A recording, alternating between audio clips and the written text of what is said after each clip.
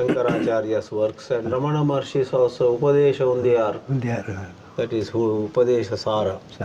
Saddarshanam, Ulladu Napadu. Adakaparam, Ramana Gita. All these texts we teach. We conduct classes. So in 7 days we complete one chapter of Gita. So it is called Gita Jnana Yajna.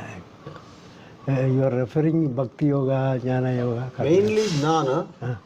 I can say 60% Jnana and 20% Bhakti, 20% Karma Yoga. In our lectures. We don't get into Raja Yoga. Patanjali's Ashtanga Yoga we don't touch. Sometimes, rarely, maybe just a little. But mainly, Jnana Pradhana. So I am building an ashram near Mumbai. It is called Jnana Shakti. Jnana Shakti. Jnana Shakti is also name of one Muruga temple.